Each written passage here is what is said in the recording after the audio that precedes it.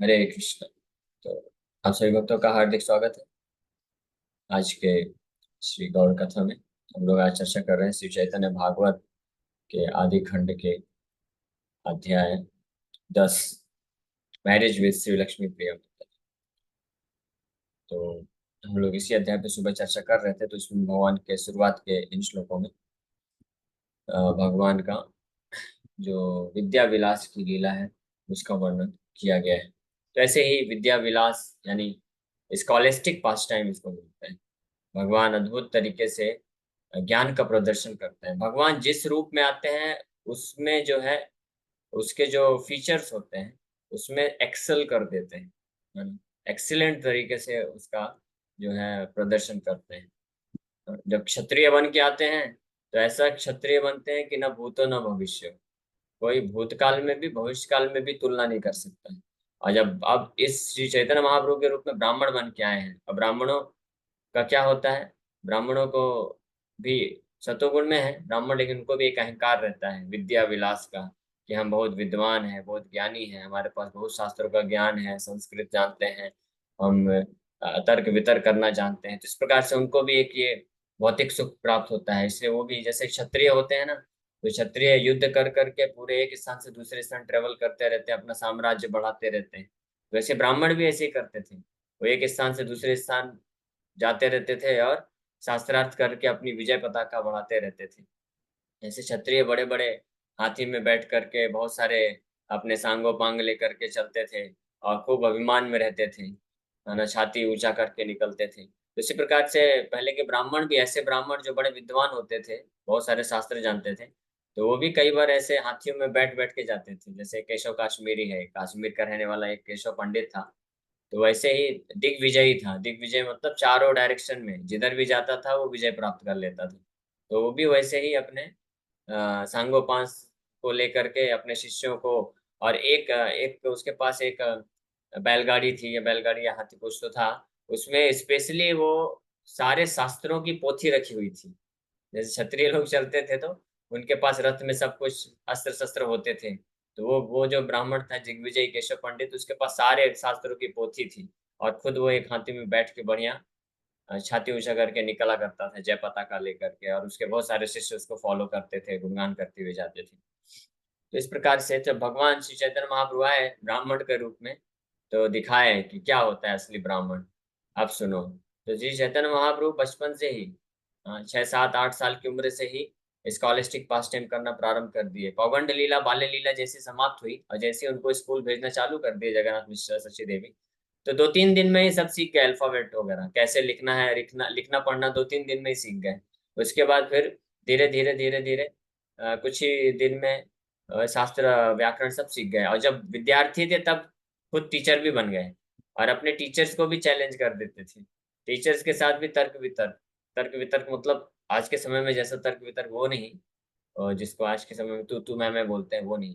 शास्त्रों का तर्क वितर्क मतलब शास्त्रों से कुछ कोट करेंगे, निष्कर्ष देंगे, और फिर सामने वाला उसका या तो खंडन करेगा या तो स्वीकार कर लेगा, या तो अपना कुछ और उसका व्याख्या देगा, फिर उसका दूसरा कोई खंडन कर देगा। तो इस प्रकार से सबको पराजित कर देते थे। तो हमने सुबह की क्लास में चर्चा किया था कि कैसे बड़े बड़े विद्वान लोगों को भी, और यहाँ पे नवद्वीप में तो महाप्रभु ये लीला है, ये श्री चैतन्य महाप्रभु की, तो अपने ही भक्तों को ब्राह्मण के रूप में बुला करके और उनको विशेष जो है विद्वता प्रदान करके उनके साथ एक खेल खेला करते थे श्री चैतन्य महाप्रभु। तो मुरारी गुप्त का विशेष रूप से हमने पिछले सुबह के सत्र में चर्चा किया था कि मुरारी गुप्ता वो भी परम विद्वान थे, बहुत विद्वान ब्राह्मण थे, तो उनके साथ ऐसे शास्त्रार्थ करते थे, उनको पराजित कर देते थे।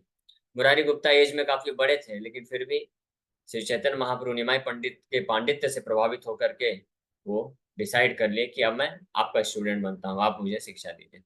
इस प्रकार से करते करते 16 17 साल की जब आयु हो गई, तब किछु मात्र देखी आई पुत्रेर यौवन विवाहेर कार्य मने चिंते अनुक्षण।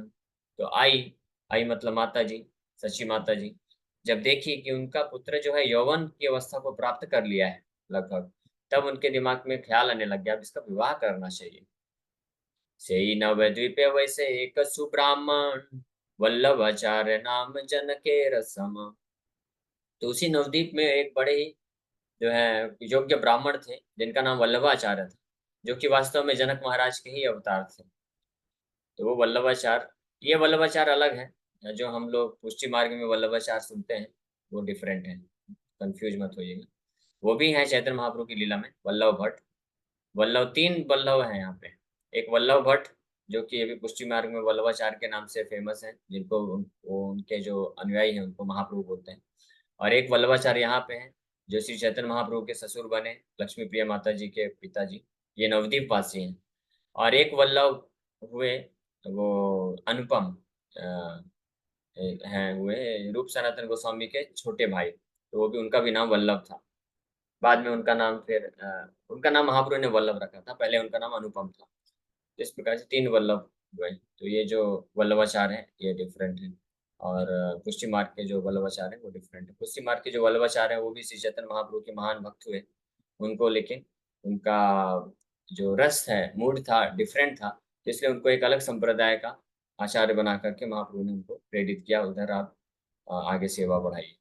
और ये वो वल्लभाचार्य वास्तव में निम्बार्काचार्य या विष्णु स्वामी, इन दोनों में से किसी के ही अवतार ही हैं। वो वापस से आए महाप्रभु की लीला में भाग लेने के लिए। तो यहाँ पे ये वल्लभाचार्य के एक जनक के समान अत्यंत योग्य ब्राह्मण थे। ताकन्या आछेन लक्ष्मी मूर्तिमती, निरवधि विप्रतार चिंते योग्य पति। उनकी एक बहुत ही सुंदर और सुशील कन्या थी जो कि साक्षात लक्ष्मी ही है, जो लक्ष्मी ही है। तो उनके लिए ब्राह्मण जो है वो हमेशा सोचता रहता था कि इसके लिए योग्य पति कहाँ मिलेगा, कहाँ ढूंढूं, कहाँ ढूंढूं। तो ये हमेशा टेंशन रहता है।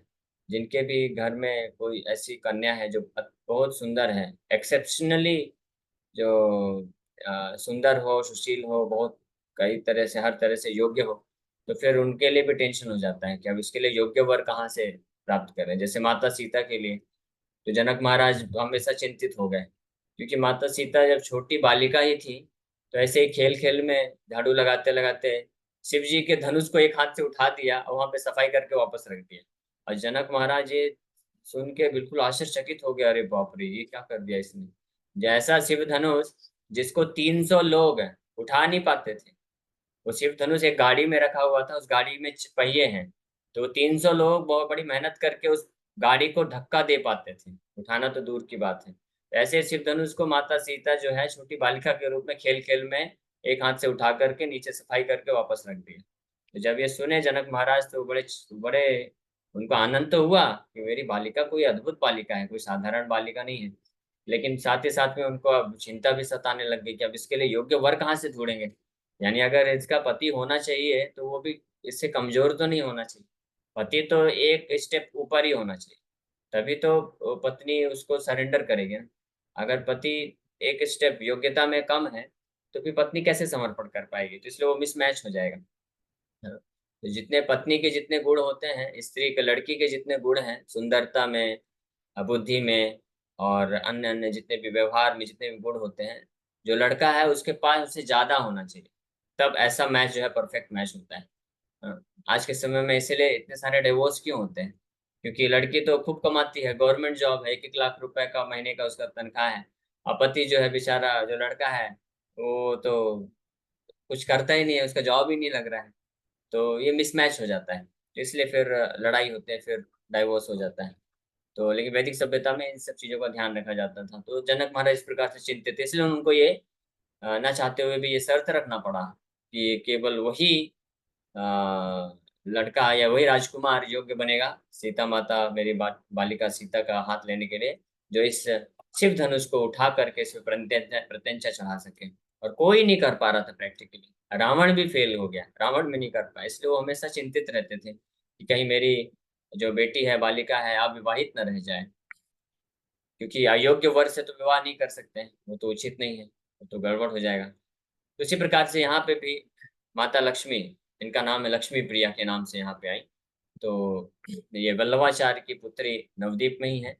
तो उनके इतने सारे सुंदर और अद्भुत गुणों को देख करके वो हमेशा चिंता करते थे, इसके लिए योग्य वर कहाँ से लाऊं मैं। फिर दैवे लक्ष्मी एक दिन गेला गंगा स्नाने, गौरचंद्र हेनाय समय से खाने।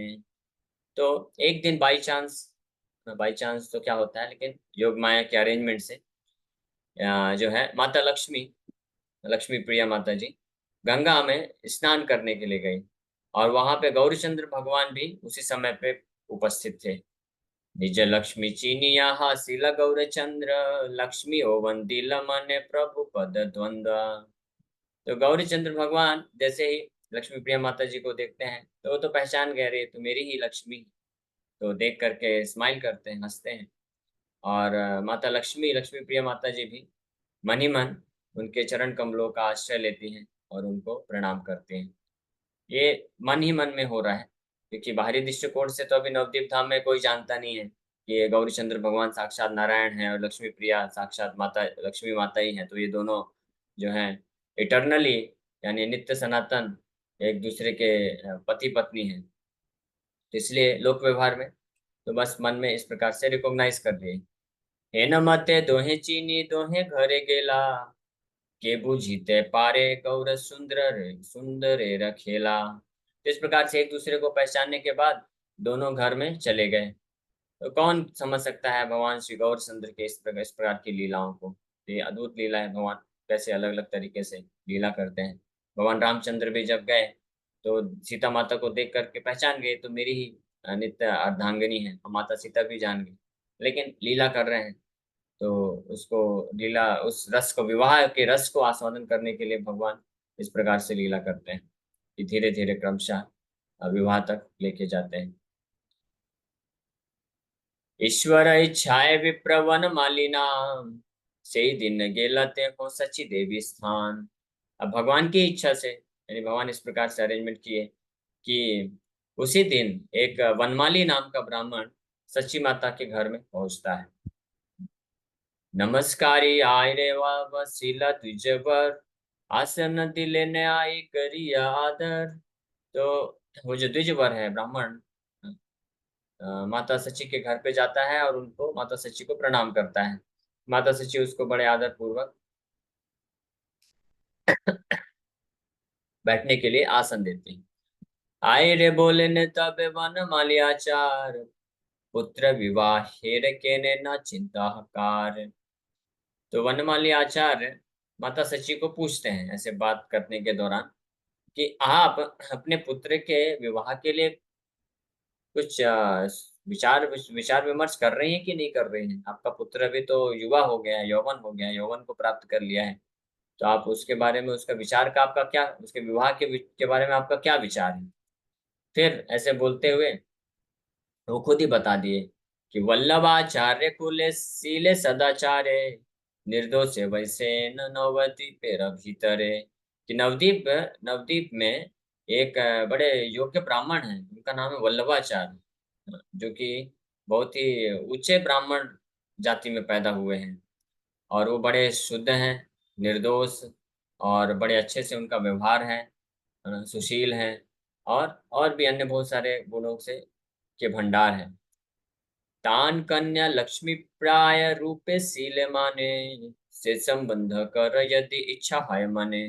तब बताएं कि उनकी एक कन्या है जो कि सुंदरता में, गुणों में और स्वभाव में बिल्कुल लक्ष्मी माता की तरह, लक्ष्मी के समान है। नारायण की जो लक्ष्मी है उनके ही समान उनकी सुंदरता, गुण और स्वभाव है। तो अगर आपकी इच्छा हो तो मैं फिर ऐसा जो है विवाह का जो है प्रयोजन कर देता हूँ। आई बोले पितृहीन बालक अमार, जीयू का पढ़ू का आगे तबे कार्यार। तो सची माता बताई कि उस समय तक ये अवस्था जो है, तो उस समय तक विश्वम्भर श्री चैतन्य महाप्रभु के पिताजी का देहांत हो चुका था। तो अ, तो सची माता बोल रही हैं कि मेरा पुत्र तो पिता के विहीन है, तो इसलिए leave him alone to study for some time, later I will consider. तो सोच बोली कि इसलिए अभी अभी उसके पिता को समय पहले वो देहांत हुआ है, तो पिता के बिना है, तो इसलिए उनको कुछ समय और पढ़ने देना चाहिए, फिर मैं विचार करूंगी। आई रकत हाय विप्र रस न पाइया, चली लेना विप्र किछ दुखित हैया। तो सची माता की इस प्रकार से सुन करके वो ब्राह्मण को संतुष्टि नहीं मिली, और वो जो है असंतुष्ट, दुखी होकर के निकल गया वहां से। दैव पथे देखा हैला गौर चंद्र संगे, तारे देखी आलिंगन कैला प्रभु रंगे। As he left, by providence, he met Gaurichandra, who happily embraced him. तो जैसे ही घर से निकले तो बाई चांस रास्ते में भगवान गौरीचंद्र का दर्शन हो गया, वो मिल गए और उनको जो है तारे देखी आलिंगन कैला प्रभु रंगे। तो गौरीचंद्र को श्री चैतन्य महाप्रभु को देख करके ब्राह्मण ने उनको आलिंगन कर दिया। प्रभु बोले, कहा किया छिले कौन भीते, द्विज बोले तुम्हारा जननी संभाषिते। तो श्री चैतन्य महाप्रभु गौरीचंद्र पूछते हैं, tell me where have you been, कि आप बताइए आप कहाँ से आ रहे हैं। तो ब्राह्मण बताया कि मैं आपकी माता जी से बात करके आ रहा हूँ। तुम्हारा विवाह लागी बलिलान ताने, ना जानी सुनी या श्रद्धा ना कैलेन केने। तो मैंने आपके विवाह के लिए आपकी माता जी से बात किया, लेकिन कुछ कारण से मुझे समझ में नहीं आ रहा है कि उन्होंने अभी मना कर दिया है। सुनीतान वचन ईश्वर मौन हैला, हासी तारे संभाषिया मंदिरे आइला। किस प्रकार से उस ब्राह्मण के शब्दों को सुन करके निमाई कुछ समय तक शांत रहे, उसके बाद थोड़ा सा मुस्कुरा करके और कुछ थोड़ा बहुत बात करके ब्राह्मण से अपने घर वापस आ गए। वापस आके अब माता से बोल रहे हैं, जननी रे हासिया बोले न से क्षण, आचार्य रे संभाषा न कैले भालके ने। तो निमाई पंडित बोल रहे हैं माता जी के, अपनी माता जी के पास जाकर के पूछे कि माता जी, कि आपने वो जो ब्राह्मण आया था आपसे बात करने, तो उसको आपने अच्छे से बात क्यों नहीं किया, भाल ना कैले भालके ने। उस प्रकार उसको आपने अच्छे से बात क्यों नहीं किया, वो बेचारा दुखी होके चला गया है। पुत्रेर इंगित पाई सची हर्षिता, आरदीने विप्रयाने कहिले न कथा। तो सची माता समझ गई कि सची was pleased to receive an indication from her son. The next day she called the brahmana to her home. इस प्रकार से सुन करके सची माता समझ गई कि निमाई पंडित का क्या विचार है, यानी विवाह करना चाहते हैं। तो अगले दिन वो ब्राह्मण को फिर से बुला ली सची माता। सची बोले, विप्र काली ये कहिला तुमी, शीघ्र ताहा कराहा कहिनु एयामी। तो सची माता उस ब्राह्मण को बुला करके बोलती हैं कि हे ब्राह्मण, अब मैंने डिसाइड किया है कि आप जल्दी से जो भी कल आपने प्रपोजल दिया था विवाह के बारे में, तो उसके लिए कार्य करना चालू कर दीजिए। आईर चरण धूलि लय ब्राह्मण, से क्षण चलिले न वल्लभ भवन। इस प्रकार से प्रसन्नचित होकर के वो ब्राह्मण शशि देवी के चरण से धूलि ले लेता है, यानी उनको प्रणाम करता है, और उसी क्षण सीधे डायरेक्ट वल्लभाचार्य के घर में पहुंच जाता है।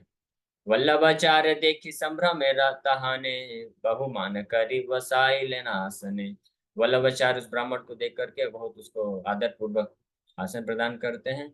आचार्य बोले, न सुना हमारा वचन, कन्या विवाहे रहे बेकर सुलगन। तो वनमाली आचार्य बोलते हैं कि हे वल्लभाचार्य जी, आप सुनिए, आप एक शुभ दिन देख करके आपकी पुत्री का विवाह नियोजित कर दीजिए। मिश्र पुरंदर पुत्र नाम विश्वम्भर, परम पंडित सर्वगुण रसागर। तो पुत्र कौन होगा पूछे, तो बोले पुत्र हम बहुत अच्छा पुत्र देख के आए हैं। यही नवद्वीप में एक जगन्नाथ मिश्र करके रहते हैं, वो बड़े जो है मिश्र पुरंदर पुत्र, जगन्नाथ मिश्र के पुत्र जिनका नाम है विश्वम्भर, वो बहुत ही परम पंडित हैं। ब्राह्मणों में यही चीज देखा जाता है कि बड़ा विद्वान होना चाहिए और अच्छे गुण होने चाहिए ब्राह्मण के। तो बहुत बड़ा परम पंडित भी है और उसके पास बहुत अच्छे गुणों का वो खान है। तुम्हारा कन्यारे योग्य से ही महाशय, कही लाने यही कर यदि चित्त है, चित्त लाए। तो मैंने देखा है कि ये जो मैच है आपकी पुत्री के लिए, यही सर्वश्रेष्ठ मैच है। से ही महाशय है, महाशय वो विश्वम्भर जो है महाशय है, यानी ग्रेट पर्सनालिटी, महापुरुष है। तो आपकी कन्या के लिए ये सबसे उचित वर है। अब आप डिसाइड करिए, आपको जैसा पसंद हो तो आप करिए। सुनिया वल्लभाचार्य बोले, न हर्षे सेहे न कन्यार पति मिले भाग्यवशे। वल्लभाचार्य खुश होकर के रिप्लाई करते हैं कि ऐसा जो श्रेष्ठ महाशय है वह विश्वम्भर जैसा मेरी पुत्री के लिए अगर पति के रूप में प्राप्त हो जाएगा, ये तो बड़ा परम सौभाग्य है। क्योंकि विश्वम्भर का तो ख्याति पूरे नवद्वीप में था ही, बड़े पंडित के रूप में। दिग्विजय केशव काश्मीरी को भी हरा दिए थे, 8 9 10 साल के ही जब थे तभी हरा दिया था। पूरे नवद्वीप पे इसका हल्ला हो चुका था, जानते थे। और विश्वम्भर के और भी उनके जो दिव्य गुण हैं सब जानते थे, तो जानते थे। तो हो सकता है वो खुद नहीं बात चलाना चाहते थे, सोचे कि कहाँ विश्वम्भर इतना महान पंडित है, इतना सुंदर है, सब कुछ है, और कहाँ उसका जो मेरे पुत्री के साथ विवाह के लिए कोई स्वीकार करेगा। लेकिन अब इस ब्राह्मण के द्वारा बोला गया तो बोले अगर ऐसा हो जाए तो परम सौभाग्य है। कृष्ण यदि सुप्रसन्न है न हमारे, अथवा कमला गौरी संतुष्ट कन्यारे, तबे से है न आसी मिली बेजा माता, अविलंबे तुम्ही यह कर सर्वथा। तो कृष्ण, इसका मतलब ये है कि कृष्ण लगता है मेरे से बड़े प्रसन्न हो गए हैं। हाँ, इसीलिए या कमला गौरी, माता लक्ष्मी या पार्वती मेरी कन्या से बड़े संतुष्ट हो गए हैं, इसीलिए ऐसा हमको जो है जामाता, ऐसा दामाद हमको प्राप्त होगा। इसलिए बिना विलंब किए आप जा करके जो भी उचित है आप तैयारी चालू कर दीजिए। यानी वहां पे न्यूज आप जाके बता दीजिए कि हम लोग तैयार हैं। सबे एक वचन बलिते लज्जा पाई, आमी से निर्धन की छुदित शक्ति नाई। But I have one request that I am embarrassed to disclose. I am poor and have no means to offer a dowry. तो वल्लभाचार्य स्पष्ट बता रहे हैं कि लेकिन बस मेरा यही अनुरोध है, आप उनको जाके सूचित कर दीजिएगा। मुझे बड़ा संकोच हो रहा है बोलने में, लेकिन ये सत्य है। मैं तो बड़ा गरीब हूँ और मेरे पास कुछ नहीं है कि मैं कुछ दहेज वगैरह दे सकूं। तो आप ये देख लीजिए। कन्या मात्र दिव्य पंच हरि तकी दिया, सबे आज्ञा तुम्हें आनी बेमागिया। मैं केवल जो है I can offer only 5 haritaki, haritaki पता नहीं क्या है, माई रोबल and fruits along with my daughter, यानी एक प्रकार का ये फल है। बोले मैं केवल ये 5 हरिता की फल दे सकता हूँ और अपनी कन्या को दे सकता हूँ। तो आप ये उनसे जा करके ऐसा बोलिए या ऐसा प्रपोजल रखिए, अनुरोध करिए। वल्लभ मिश्रेरा वाक्य सुनिय आचार, संतोष से आइला सिद्धि करी सर्वकार। तो इस प्रकार से वल्लभ मिश्र के शब्दों को सुनकर के वनमाली आचार्य संतुष्टि पूर्वक आ गए और यहाँ पे हर प्रकार की फॉर्मेलिटी करने वाले हैं। ये वनमाली आचार्य कौन है? वल्लभ मिश्रा जो है ये तो जनक हुए। वनमाली आचार्य कौन है? वही ब्राह्मण है जो विश्वामित्र के रूप में राम सीता राम का मिलन कराए थे, और जो रुक्मणी और कृष्ण का द्वारकाधीश का रुक्मणी माता ने जब लव लेटर भेजा था, तो जिस ब्राह्मण के द्वारा भेजा था, और वही श्री चैतन्य लीला में वनमाली आचार्य के रूप में आए हैं। तो ये ब्राह्मण तो भगवान के एक एक लीला में भाग लेने के लिए सब फिक्स है ऑलरेडी, उनको उसी में आनंद आता है, उसी में सर्वश्रेष्ठ आनंद आता है। तो हर जन्म में हर बार जब भगवान आते हैं तो वही बार बार आकर के भगवान की उस लीला को संपन्न कराते हैं। सिद्धि कथा आसिया कहिला स्थाने, सफल हाइला कार्य कर सुभक्षणे। तो he then return to mother Sachi's house, inform mother Sachi Sachi माता के पास जाकर के उनको सूचना देते हैं कि हर कुछ फॉर्मेलिटी मैंने सब कर दिया है। Now you may choose an auspicious time for the ceremony. तो सची माता को सब कुछ बता दिया, सची माता भी सब कुछ से सहमत हो गई। अब वो बोल रहे हैं कि आप कोई शुभ दिन मुहूर्त निकाल करके विवाह संस्कार कर दीजिए। आप्त लोक सुनि सब हर्षित हईला, सबाई उद्योग आसी करिते लागिला। तो जब विश्वम्भर के सगे संबंधियों ने ये सुना समाचार, तो सब बहुत प्रसन्नचित हो गए और अरेंजमेंट करना चालू कर दिए। अधिवास लग्न करी लेन सुबती ने, नृत्य गीत नाना वाद्य वाय नटगणे। तो अधिवास, एक शुभ दिन में अधिवास किया गया, और उसके बाद वहाँ पे सब लोग जो हैं नृत्य करते हैं, गाते हैं और अलग प्रकार के इंस्ट्रूमेंट बजाते हैं। चतुर्दिके द्विज गण करे वेद ध्वनि, मध्य चंद्र सम बसिले न द्विज मणि। तो चारों तरफ से जितने भी द्विजगण हैं, ब्राह्मण हैं, वो सब मंत्रोच्चारण कर रहे हैं ऑस्पिशियसनेस क्रिएट करने के लिए, और बीच में बैठे हैं द्विजमणि निमाई। ईश्वरेर गंधमाल्य तीय सुभक्षणे, अधिवास करिले न आप्त विप्रगणे। At an auspicious moment, the relatives and brahmanas offered sandalwood pulp and flower garlands to the Lord, thereby completing the Adivas ceremony. तो वैदिक सभ्यता के अनुसार कोई भी शुभ कार्य किया जाता है तो उसके पहले अधिवासन होता है, अधिवास सेरेमनी होता है। और उसमें ऑस्पिशियसनेस क्रिएट किया जाता है, भगवान से प्रार्थना किया जाता है, शुभ स्थिति क्रिएट की जाती है। तो वो एक एक ऐसा रिचुअल है। तो यहाँ पे उस रिचुअल को, अधिवास सेरेमनी को करके, और श्री निमाई पंडित बैठे हैं बीच में, अधिवास उनका हो रहा है। और उनको फिर फाइनली गंध माल्य, सैंडलवुड पल्प लगाते हैं उनके शरीर में, और उनको फ्लावर गार्लेंड देते हैं, माला पहनाते हैं। दिव्य गंध चंदन तांबूल माला दिया, ब्राह्मण गणेरे तुशिले न हर्ष हैया। तो उससे ब्राह्मण लोग बहुत ही ये ब्राह्मण, by offering them sandalwood pulp, betel nuts and flower garlands। तो न केवल विश्वम्भर निमाई पंडित को, लेकिन बल्कि जितने भी सगे संबंधी लोग थे, तो जो ब्राह्मण आए थे ये सब अधिवास सेरेमनी को करने के लिए, तो उनको भी वो संतुष्ट करने के लिए betel nuts, sandalwood pulp, flower garland ये सब पहनाते हैं। वल्लभाचार्य आसी यथा विधि रूपे, अधिवास कराई अगल केले न कौतुके। Following the tradition, Vallabhacharya also came and joyfully took part in the Adivas ceremony। तो वल्लभाचार्य भी आए और इस अधिवास को कंप्लीट किए प्रसन्नता पूर्वक। प्रभाते उठिया प्रभु करी स्नान दान, पितृ गण पूजिले न करी समान। तो सुबह, अगले दिन सुबह श्री चैतन्य महाप्रभु उठ करके स्नान और दान ये सब करते हैं, और अपने पूर्वजों को पूजा करते हैं, सम्मान देते हैं। नृत्य गीत वाद्य महा उठिल मंगल, चतुर्दिके लेहा देहा सुनी कोलाहल। और हर जगह जो है नृत्य गीत और ये सब चल रहा है, महोत्सव मनाया जा रहा है चारों तरफ। Everyone excited, everywhere excited people were calling out, take this, give that. यानी सब लोग आदान प्रदान कर रहे हैं गिफ्ट का। कोई गिफ्ट प्रेजेंटेशन ला के किसी को दे रहा है और कोई ले रहा है।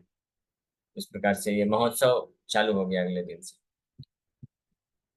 तो अभी समय हो गया है, तो हम लोग और इसको शाम को भी ये विवाह की लीला को संपन्न करेंगे। ये लेकिन वहां तक छोड़ना ठीक है।